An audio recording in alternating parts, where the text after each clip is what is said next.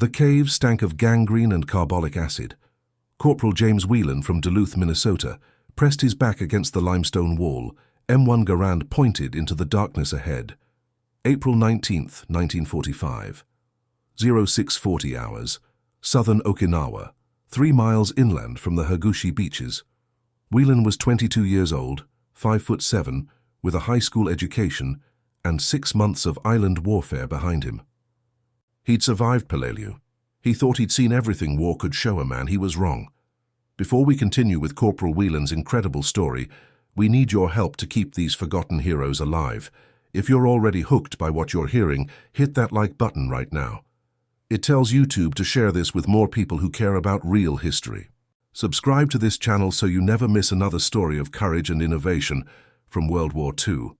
And here's something we love. Drop a comment below and tell us where you're watching from. Your country, your city.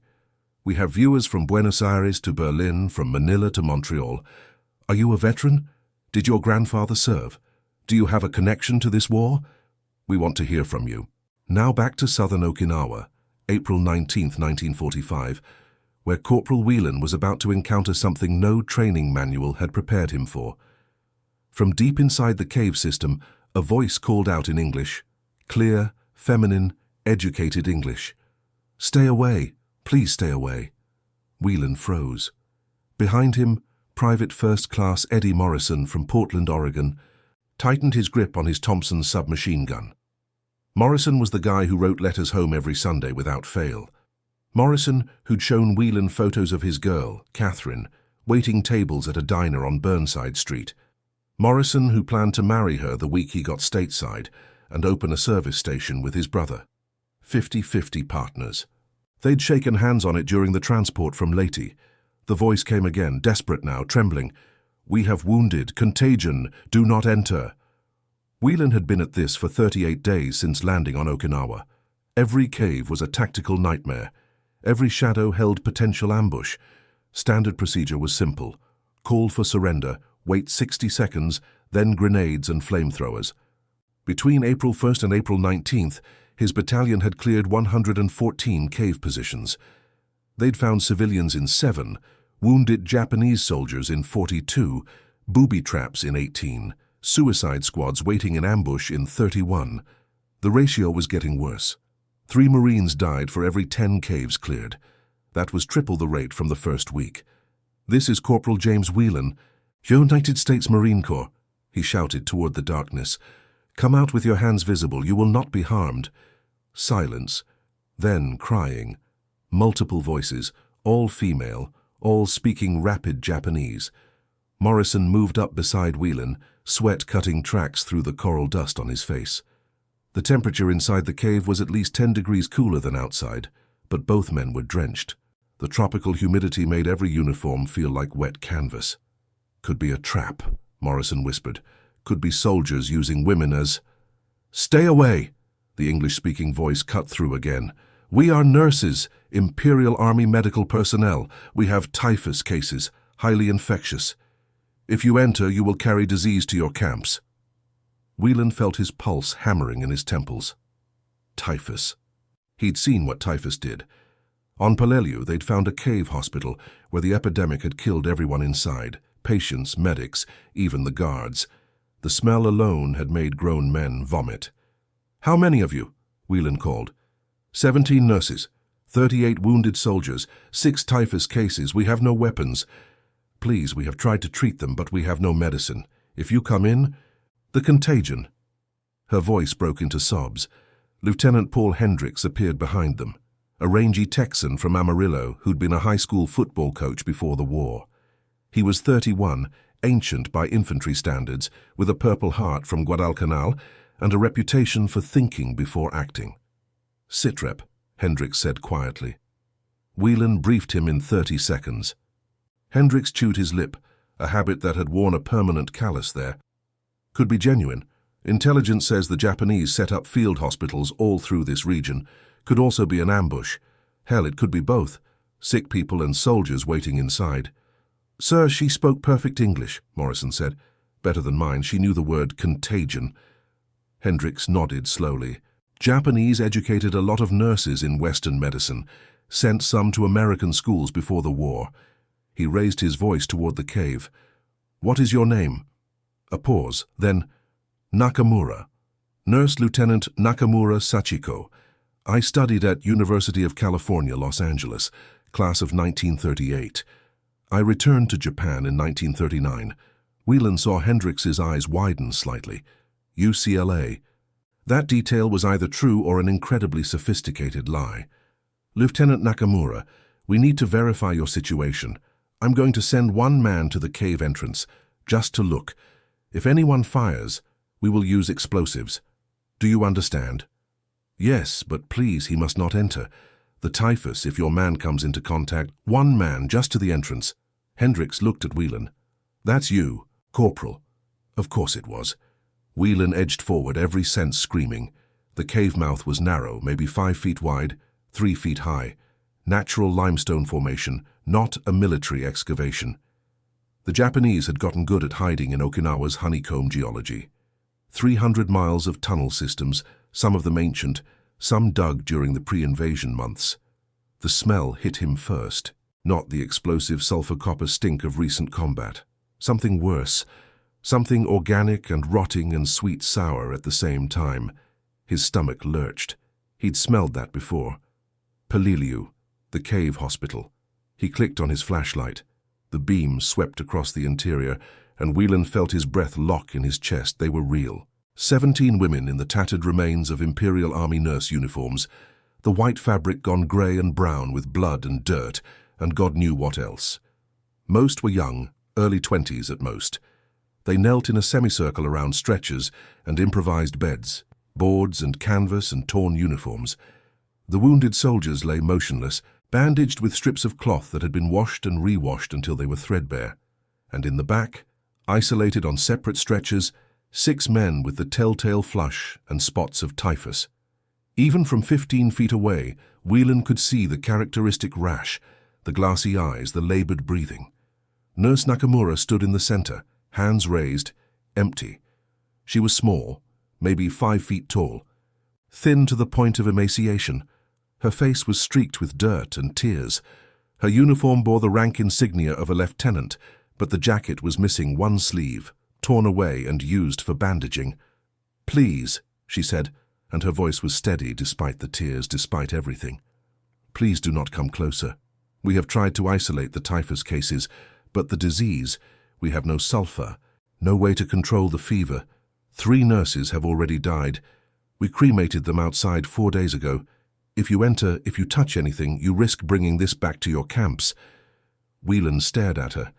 At 17 years old, he'd been stacking lumber at his father's supply yard in Duluth. At 18, he'd been at boot camp, learning to kill. At 22, he stood in the mouth of a cave in Okinawa, looking at an enemy who was begging him not to come closer for his own safety. "How long have you been here?" he asked. 11 days. We evacuated from a field hospital near Shuri when your forces advanced. The wounded could not be moved quickly. We stayed with them. We have 18 dead already. We buried them in a grove 200 meters west." Morrison appeared beside Wheelen, took one look and whispered a prayer under his breath. Hendrix crawled up, looked, swore quietly. "She's telling the truth," Morrison said. "Look at the setup. That's medical protocol. Isolation area in the back. The way they've arranged the supplies, that's not combat staging, that's a field hospital." Hendrix was quiet for a long moment. Then he called into the cave. "Lieutenant Nakamura, will your wounded surrender?" "They cannot fight," Usi Nakamura said. "They have no weapons. We left everything when we evacuated. Most cannot walk. 8 are unconscious. They will die here regardless. But you must not expose yourself. The typhus—" "We have medical personnel," Hendrix interrupted. "American doctors. They have treatments. Sulfur drugs, better than anything you have." Nakamura's face crumpled. "You would treat them, treat your enemies." "Geneva Convention requires it," Hendrix said.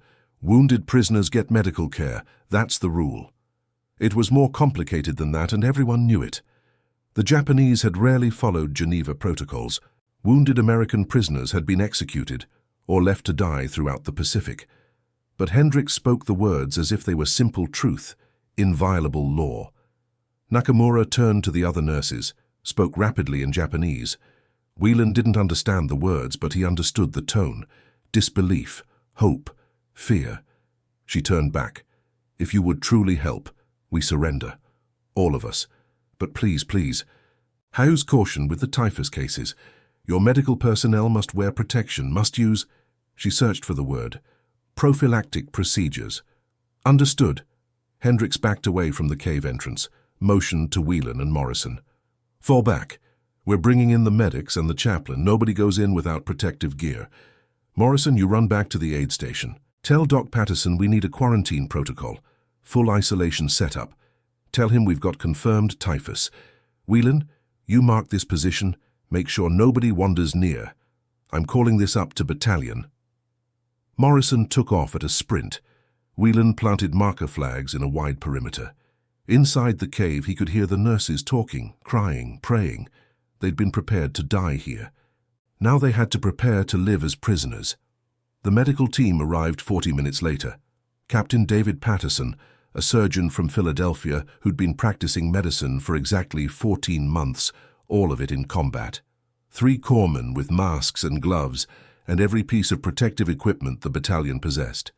A chaplain, Father Michael O'Brien from Boston, who spoke no Japanese but carried his Catholic rosary like a weapon against chaos. Patterson spent 5 minutes conferring with Nakamura from outside the cave, her English and his medical knowledge bridging the gap. Then the careful extraction began, stretcher by stretcher, wounded soldier by wounded soldier. The corpsmen worked in 15-minute shifts, rotating out, stripping contaminated gloves, washing with alcohol solution. The typhus cases came out last, isolated in a separate clearing, guarded and quarantined. Patterson looked at them and shook his head. 3 of these men won't make it through the night. The other 3, maybe, if we get them on sulfur immediately. The nurses came out in a group, holding each other up. Most could barely walk. Dehydration, exhaustion, starvation. Nakamura was the last to exit, checking every corner of the cave as if she couldn't quite believe they were leaving, couldn't trust that it was over. She stepped into the sunlight, raised her hands, and collapsed. Wheelen caught her before she hit the ground. She weighed maybe 90 pounds, all bone and sinew. Her pulse was rapid and thready under his fingers. "Get her water," Patterson snapped. Slowly, small sips. Wheelen held the canteen to her lips. She drank like someone who'd forgotten what water tasted like. After a moment, her eyes focused on him. "Thank you," she whispered. "Why did you help us?" Wheelen had no answer for that, none that made sense, because it was the rule, because it was right. Because they were nurses who'd been trying to save lives, even enemy lives, even when it meant risking their own. He just shook his head. "Rest now." But Nakamura gripped his sleeve, surprising strength in her thin fingers. In the cave, we heard what happened at Saipan, the civilians, the nurses who jumped from the cliffs rather than surrender. "We believed you would..." She couldn't finish. "You're prisoners of war now," Wheelen said quietly. "That means you get food, medical care, safety. That's how it works." She stared at him as if he was speaking a foreign language more alien than English. Then she closed her eyes and let unconsciousness take her. James Wheelen was born in 1923 in Duluth, Minnesota, the 3rd son of a lumberyard owner and a schoolteacher. He'd been an average student, a decent baseball player and too short for football. He'd enlisted 3 days after Pearl Harbor, lying about his age by 6 months because he couldn't wait to turn 18. He'd wanted to be a pilot. They'd made him infantry instead. Boot camp at Camp Pendleton had been 8 weeks of intentional suffering designed to turn civilians into killers. Wheelen had learned to shoot, to march, to follow orders without thinking. He'd learned that hesitation got you killed and mercy was weakness. He'd learned that the Japanese were fanatics who fought to the death and took no prisoners. Peleliu had been his baptism by fire. September 1944. 137-degree heat. Coral ridges that shredded boots and hands. Japanese defenders who'd turned the island into a maze of fortified positions. The Marines took the airfield in 3 days and thought they'd won. The battle lasted 2 months. Wheelen's company went in with 235 men.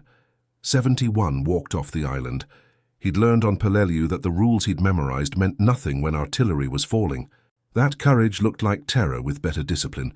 That watching friends die changed something fundamental in the architecture of the soul. Private Eddie Morrison had been his best friend since Peleliu. Morrison, who wrote his girl every Sunday. Morrison, who wanted to run a service station in Portland. Morrison, who'd been beside Wheelen for every assault, every patrol, every nightmare moment. On Okinawa, the pattern had started immediately. The Japanese weren't retreating. They were withdrawing into prepared positions, letting the Marines advance, then cutting them apart with crossfire from caves and bunkers. Every 100 yards gained cost blood. Every cave cleared could be an ambush. Between April 1st and April 19th, Wheelen's company had lost 42 men. 12 killed outright, 30 wounded badly enough for evacuation. The rest carried injuries they didn't report: shrapnel fragments, burst eardrums, psychological trauma that had no name yet, but would eventually be called combat fatigue. The caves were the worst part. Standard procedure: call for surrender, wait 60 seconds, then grenades and flamethrowers if there was no response. Sometimes they found civilians, sometimes wounded soldiers, sometimes booby traps, sometimes squads waiting in ambush with grenades and bayonets. The ratio was getting worse. In the first week, they'd cleared 40 caves with 3 casualties. By the third week, they were losing 1 Marine for every 3 caves. The Japanese had learned to exploit the tactical problem. The Marines' reluctance to kill civilians conflicted with their need to clear positions quickly. Hesitation created vulnerability. The Japanese used it. Morrison had been the first one Wheelen lost from his immediate circle. April 16, 1945, 3 days before the Nurses' Cave, a position near Kakazu Ridge. Morrison had been point man, always point man because he was careful and smart and good at reading terrain. They'd called into a cave entrance, standard procedure, no response. Waited 60 seconds. Morrison moved up to throw grenades.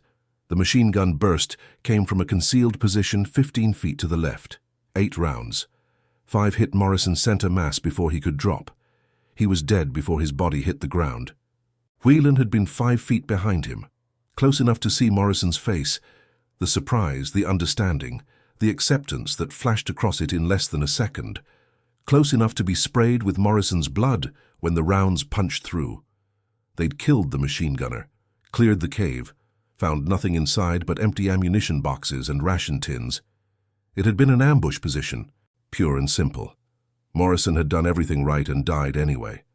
That night, Wheelen had written to Catherine in Portland, had tried to explain that Morrison had been brave, that the end had been quick, that Morrison had spoken her name at the last. All lies except the middle one. The end had been quick.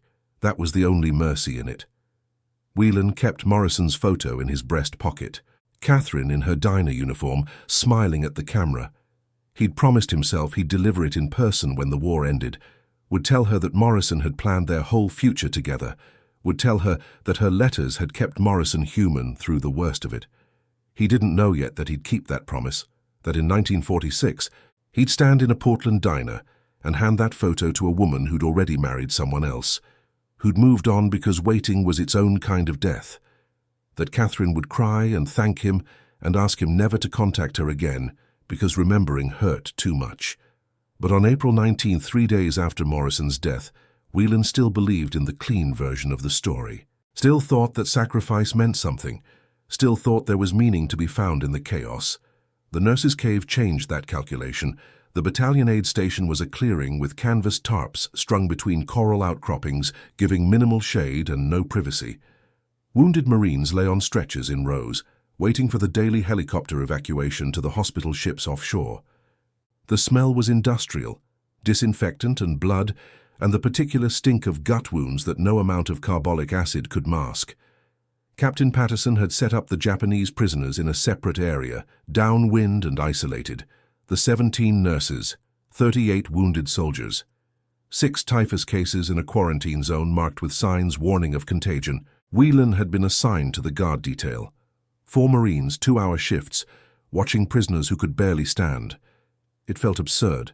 The wounded soldiers were missing limbs, unconscious, or so weak they couldn't lift their heads.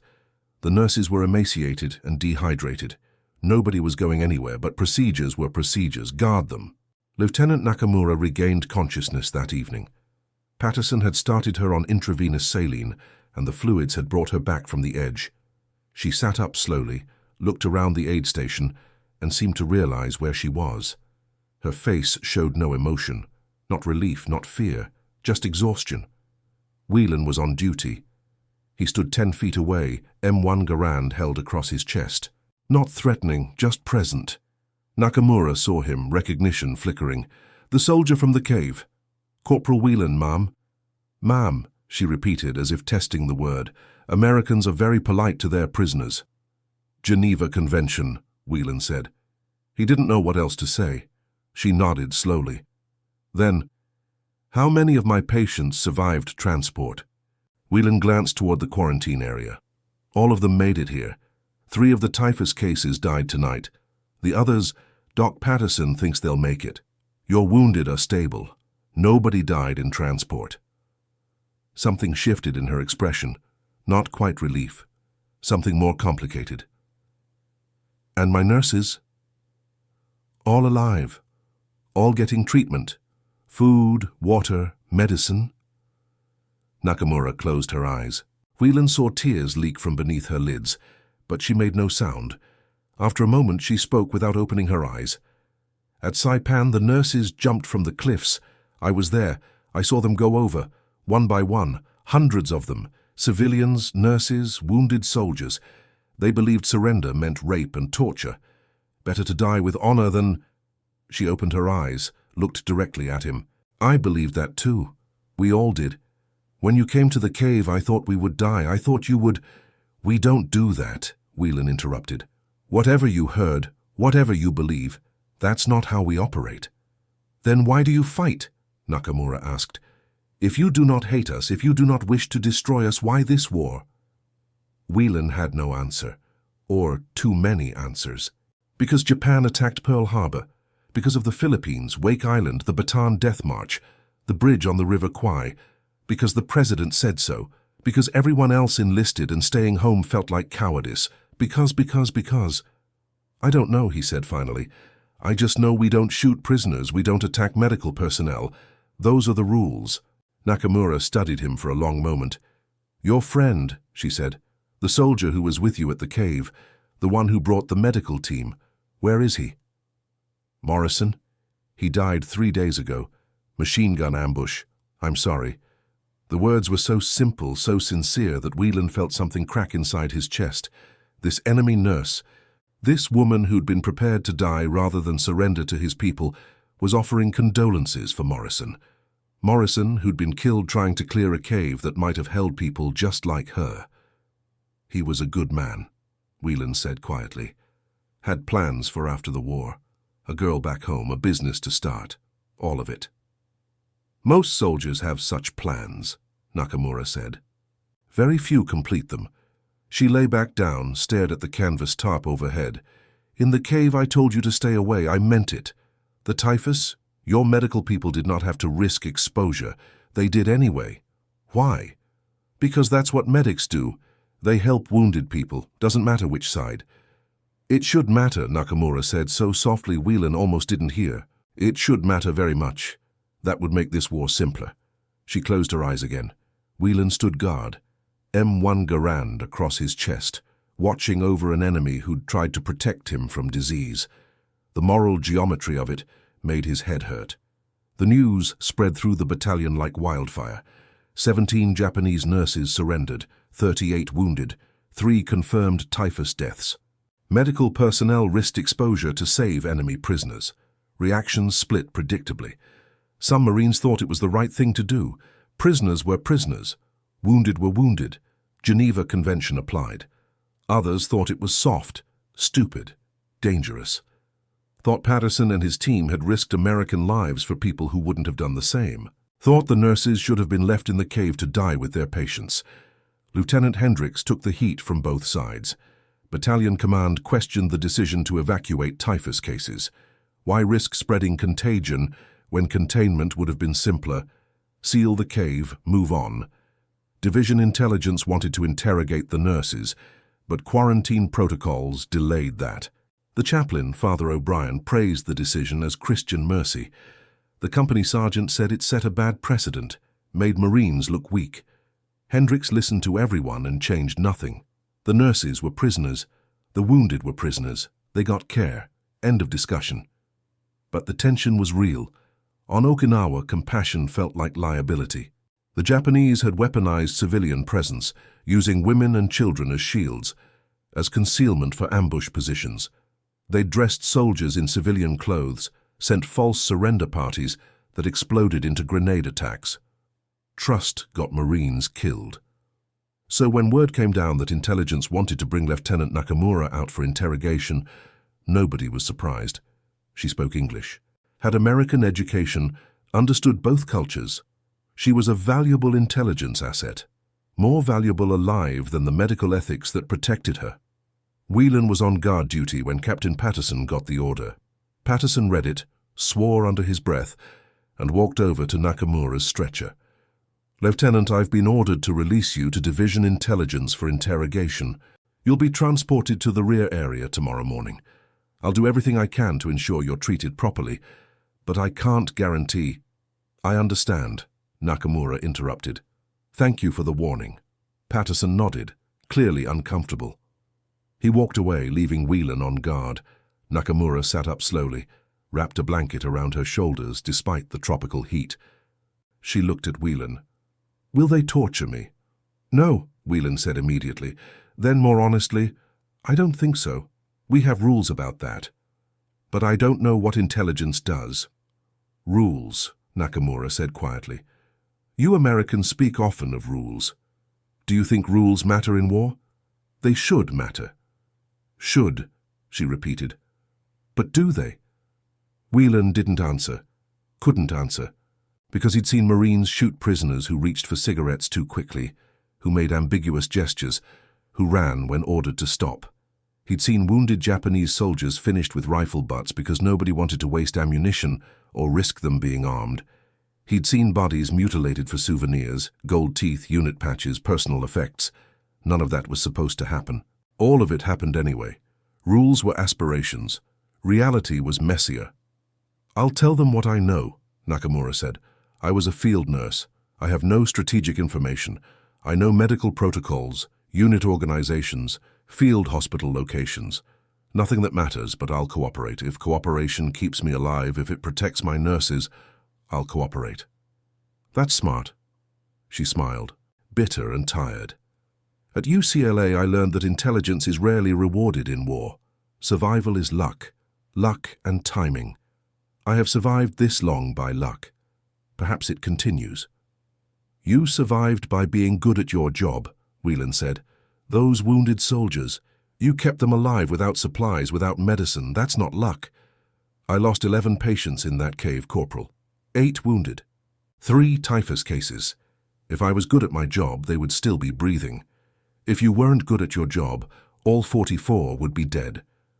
Nakamura looked at him for a long moment, then nodded slowly. "Thank you. That is kind." She lay back down. Within minutes, exhaustion took her to sleep. Wheelen stood guard over this woman who'd warned him away from typhus, who'd begged him not to risk infection, who'd tried to protect her enemy at her own expense. Morrison would have understood the moral vertigo of it. Morrison, who'd wanted to open a service station where everyone was welcome, where a fair price and honest work mattered more than politics. Morrison, who'd believed the world could be simple if people just tried. Morrison was 3 days dead, buried in a temporary cemetery near the beach, marked with a white cross and a serial number. Wheelen finished his guard shift, was relieved, went to his bivouac, and slept dreamlessly for 4 hours. The next morning, intelligence arrived with a jeep and 2 MPs. They took Lieutenant Nakamura away without incident. She walked between them without assistance, head up, maintaining dignity despite the oversized American fatigues she'd been given to replace her tattered uniform. She didn't look back at the aid station, at her nurses, at Wheelen. Captain Patterson watched her go, then turned to his corpsman. The rest of them stay here until they're healthy enough to move. No exceptions, I don't care what intelligence wants. The corpsman nodded. They'd grown protective of the Japanese nurses over the past 18 hours. Nurses understood nurses, apparently. Professional courtesy transcended national boundaries. Over the next week, the pattern became clear. The surviving typhus cases responded to sulfur treatment. The wounded soldiers stabilized, healing slowly. The nurses regained strength with food, water, and rest. They worked alongside American medical personnel, helping where they could despite the language barrier. Turns out, medical procedure was universal. Bandage changes, wound cleaning, patient monitoring. The work spoke louder than words. Wheelen pulled guard duty twice more. He watched the nurses interact with wounded Marines, saw the careful distance both sides maintained. Nobody trusted anyone, but nobody was hostile either, just exhausted people doing medical work in the middle of a war. One of the nurses approached him during his third shift. She was young, maybe 20, with burn scars on her left arm and hands. She bowed slightly, spoke in halting English. "Nakamura-san, you know? Lieutenant Nakamura, she was taken for interrogation. I don't know where she is now." The nurse's face fell. She spoke in Japanese to the others, and Wheelen saw worry ripple through them. They'd lost their leader, their translator, their connection to the Americans. Now they were truly prisoners, isolated by language and circumstance. Father O'Brien showed up that afternoon with a Japanese-English dictionary and goodwill. He couldn't do much. His Japanese was limited to basic religious phrases learned from a booklet. But he tried. The nurses responded to the effort, teaching him medical terms, learning English equivalents, small bridges built from necessity and kindness. The days blurred together. The campaign continued, more caves, more casualties, more incremental gains measured in blood and coral. Wheelen's company pushed north, leaving the aid station and its prisoners behind. They cleared 20 more cave positions in the next 10 days, lost 6 more men, including Lieutenant Hendricks, who took shrapnel from a mortar round and died before the corpsman reached him. Wheelen barely processed it anymore. Death was weather now, unpredictable and impersonal. You moved through it, did your job, and hoped your luck held. On May 2nd, 1945, Wheelen caught shrapnel in the left shoulder during an artillery barrage. Not serious, through and through wound, no bone damage, no major vessels hit. But it was enough to get him evacuated to the hospital ship offshore, enough to end his combat days on Okinawa. He spent 2 weeks in the ship's surgical ward, healing alongside 60 other wounded Marines. The ship's medical team was efficient, professional, and completely overwhelmed. They triaged, stabilized, and shipped out the worst cases to Pearl Harbor. The rest healed in floating limbo, waiting to learn if they'd return to combat or get sent stateside. Wheelen was sitting on deck, shoulder bandaged and arm in a sling, when he saw Lieutenant Nakamura. She was standing at the rail, 20 feet away, looking at the Okinawa coastline. She wore clean American fatigues with PWR stenciled on the back, prisoner of war. Her hair was cut short, regulation style. She'd gained weight, looked healthier than the skeleton who'd collapsed outside the cave. Wheelen walked over. "Lieutenant," she turned, recognition immediate. "Corporal Wheelen, you were wounded. Shrapnel, not bad. You." "I am, well, they finished interrogation 3 days ago. I answered questions. I was not mistreated. Now I wait for transport to a prisoner of war camp." She paused. "My nurses. Still at the aid station when I left, all alive, getting care." Relief flooded her face. "Thank you, that is—" I worried. They stood in silence for a moment, watching the island. Smoke rose from multiple points along the coast where the fighting continued. The sound of artillery carried across the water, a constant, low thunder. "How many men have you lost?" Nakamura asked quietly. "From my company? 73 since landing. About a third of our strength. And you keep fighting. That's the job." "The job," she repeated. She looked at him. "At UCLA, I studied Western philosophy. Read your Kant, your Mill, your social contract theories. I tried to understand how Americans thought about duty and obligation. I still don't understand. You fight for rules you don't believe control human behavior. You save enemies because a convention says you should. You risk your lives for people who wouldn't do the same for you. Why? Wheelen thought about Morrison, about Hendricks, about the 42 men from his company who died clearing caves that might have been empty, or might have been ambushes, or might have been field hospitals full of wounded. Because if we don't try, he said slowly, if we don't follow the rules even when it's hard, especially when it's hard, then we're just killers. Just people who destroy each other until there's nothing left. The rules are what make us human. Even when the other side doesn't follow them? Especially then. Nakamura was quiet for a long time. Then, your friend, Morrison, he would have agreed with you. How do you know? Because he brought medical help to a cave full of enemies. Because he saw wounded people and thought of them as patients, not threats. That required, she searched for the word, faith. Faith that rules matter, that compassion matters, that we are not just killers. She turned back to the rail. I will remember him. I will remember all of you. And when this war ends, when I return to Japan, if I return to Japan, I will teach my students that Americans fight for rules, even when it costs them, especially when it costs them. Will they believe you? No, Nakamura said honestly, but I will teach it anyway. Because Morrison deserves to be remembered for more than how he died, he deserves to be remembered for why he lived. Wheelen felt his throat tighten. He nodded, not trusting himself to speak.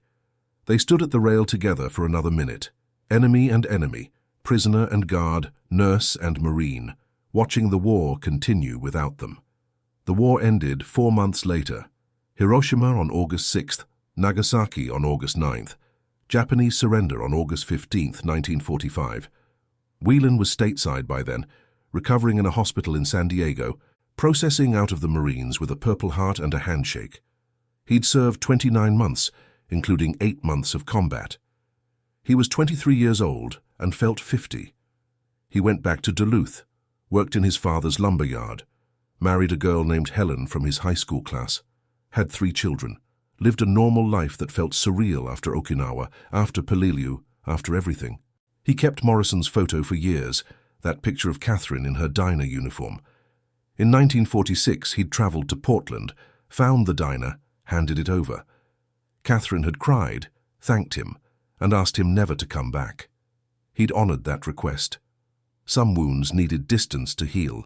He rarely spoke about the war. When pressed at VFW meetings or family gatherings, he'd share safe stories, basic training mishaps, liberty in Australia, the time a coconut fell on a sergeant's helmet. He never talked about Peleliu, never talked about the caves, never talked about the nurses. But every April 19th, he thought about Lieutenant Nakamura, wondered if she'd survived the war, if she'd made it to a POW camp, if she'd returned to Japan, wondered if she'd kept her promise to teach her students about rules and compassion, wondered if Morrison's memory lived anywhere besides his own aging mind. He died in 1998, 75 years old, of heart failure in a Duluth hospital. His obituary mentioned his service in the Pacific, his Purple Heart, his 43 years at Wheelen Lumber Supply. It didn't mention Okinawa, didn't mention the cave, didn't mention the 17 nurses he'd helped save. His wife Helen donated his papers to the Minnesota Historical Society. Most of it was mundane, business records, family photos, receipts.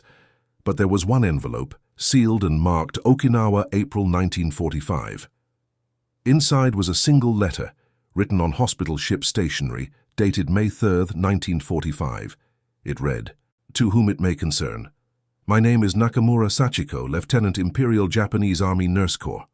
On April 19, 1945, I surrendered to American forces on Okinawa with 16 nurses and 38 wounded soldiers. I expected to die. Instead, I was saved by the courage and compassion of Corporal James Wheelen, USMC, and his fellow Marines. They had every reason to leave us. They had every reason to fear us. They chose instead to follow their rules, their Geneva Convention, their belief that wounded people deserve care regardless of nationality. 3 of their medical personnel risked typhus exposure to save my patients. None of them contracted the disease. All of my surviving patients received treatment equal to that given American wounded. My nurses were treated with dignity and respect. I write this because I know such actions will not be recognized by official channels. I write this because Corporal Wheelen and Private Morrison and Lieutenant Hendricks and Captain Patterson deserve to be remembered for more than their military service. They deserve to be remembered as men who believed rules mattered, even in war, especially in war. Morrison died 3 days before our encounter. He will never know that his belief in medical ethics saved 17 nurses. I hope someone tells his family.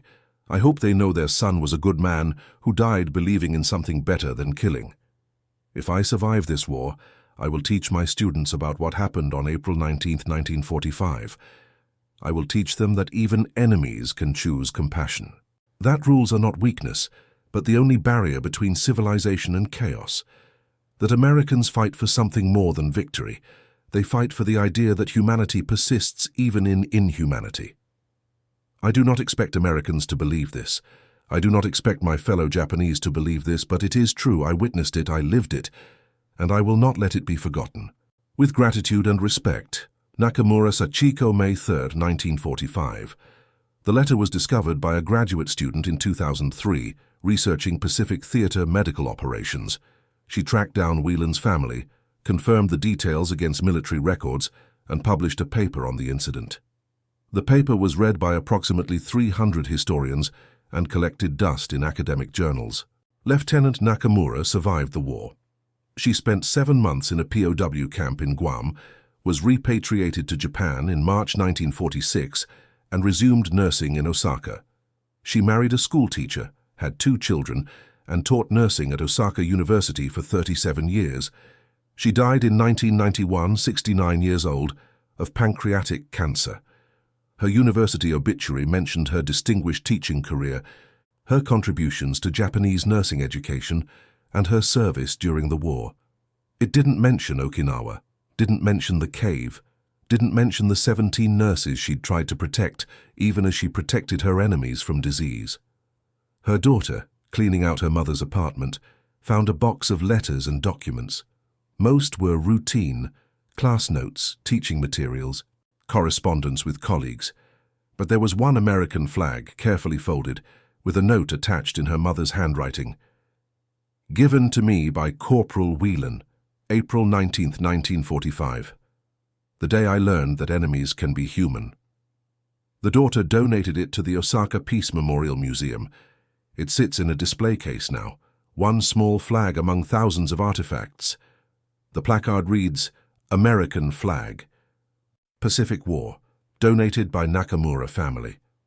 Nobody looking at it would know the story. Nobody looking at it would understand what it represented. The moment when a Marine and a nurse looked past uniform and nationality and saw each other as simply humans trying to survive an inhuman situation. But it sits there anyway. Silent testimony to the idea that rules matter, that compassion matters, that even in war, especially in war, people can choose to be better than the worst things they're capable of doing. Morrison would have understood. Morrison, who died 3 days before that choice was made, who never knew his belief in medical ethics would save 17 lives. Morrison, who planned a service station where everyone was welcome, where fairness mattered more than victory. Wheelen carried Morrison's photo until Catherine asked him to stop. Carried Morrison's memory until his own death, believed until the end that some things were worth fighting for, even if you never won, even if nobody remembered, even if the only victory was remaining human in circumstances designed to destroy humanity. The cave is still there, on southern Okinawa, overgrown now with jungle vegetation. Nobody marked it, nobody preserved it. It's just one of thousands of limestone formations honeycombing the island, indistinguishable from all the others where men died and lived and fought. But on April 19th, for a few hours, it was the place where enemies chose compassion, where a Marine listened to a nurse who begged him to stay away, where medical personnel risked typhus to save patients who wore the wrong uniform, where rules mattered because someone believed they should. That's the story. That's the whole story. A cave, a warning, a choice. 17 nurses, 38 wounded, 3 Marines who did the right thing when it cost them. History barely noticed. The official record lists it as April 19, 1945, Okinawa. Japanese medical personnel surrendered. 55 POWs processed. No American casualties. 41 words. That's all the War Department gave it. 41 words to describe the day James Wheelen learned that enemies could warn you away from typhus, that nurses could choose their patients' safety over their own survival, that rules mattered precisely because they were hard to follow. Morrison died not knowing. Hendricks died not knowing. Captain Patterson went back to Philadelphia, practiced surgery for 30 years, and never spoke publicly about Okinawa. Lieutenant Nakamura taught for 37 years. Every April 19th, she told her students about the American Marines who saved her. Most didn't believe her. Some did. A handful became nurses because of it, believing that medical ethics transcended politics. James Wheelen sold lumber for 43 years. Every April 19th, he thought about the cave, thought about Nakamura's voice. Stay away, please stay away. Thought about Morrison, who would have made the same choice, who believed in rules even when they cost him. If this story moved you, if you believe that remembering acts of compassion matters as much as remembering acts of valor, then hit that like button right now. Not for me, for Morrison, who never knew his belief in ethics saved 17 lives. For Wheelen, who carried that memory for 53 years and never sought recognition. For Nakamura, who taught generations of nurses that enemies can choose humanity. Subscribe to this channel so these stories don't disappear. Drop a comment below telling us where you're watching from, your country, your city. Tell us if you served, if your family served, if you believe rules matter even when they're hard to follow. This is how we keep people like Morrison and Wheelen and Nakamura from being forgotten. This is how we remember that even in war, people can choose to be better. Thank you for keeping their memory alive.